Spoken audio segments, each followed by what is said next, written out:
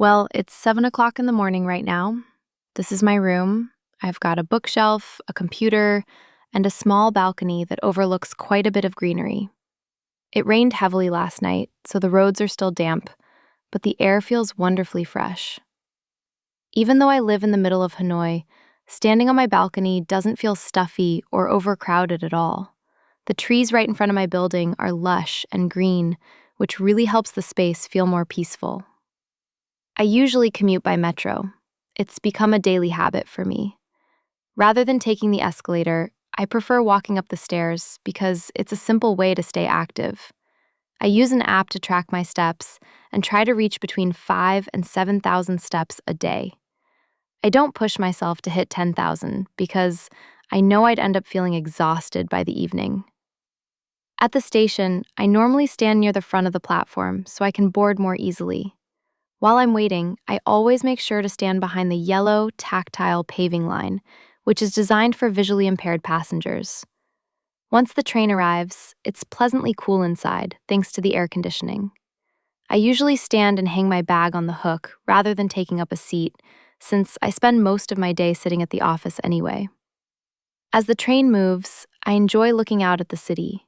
We pass through La Quai and head towards Kim Ma and Van Quan, where you can see a striking number of high-rise buildings and modern office complexes.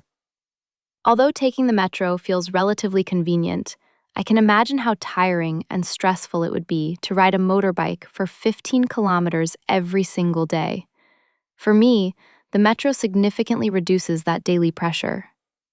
One of the things I appreciate most about taking the train is that I can use the time productively. I often read, listen to podcasts, or simply let my mind wander while looking out the window. Hanoi is developing extremely fast at the moment, with construction sites everywhere. I really hope that in the future, the city will become more modern and greener, with better urban planning and an expanded metro network.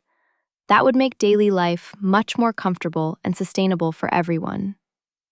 It usually takes me around 15 to 20 minutes to reach the office. After checking in, I head down to the local market to pick up a few things for my colleagues. The sky looks quite threatening, and I can already see some people putting on raincoats. I walk past the residential area along Nguyen Huy Leo Street and go into the market, where I buy a pineapple and some fresh tofu. Afterwards, I make my way to a small Ban Quan stall located inside a collective housing area. The place is always lively in the morning. Many people sit there having coffee and chatting animatedly. It's a self-service restaurant, so customers help themselves to bowls and chopsticks.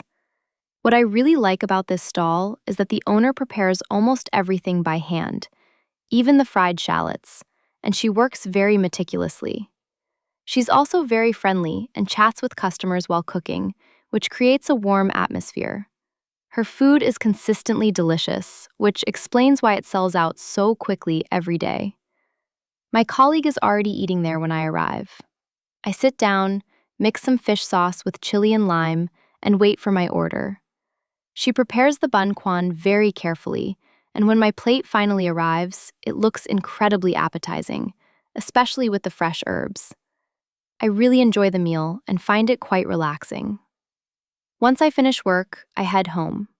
Today, my colleagues gave me quite a lot of mangoes, so I'm planning to make a salad or a few other dishes when I get back. I take the elevator down, collect my bicycle, and cycle to the metro station.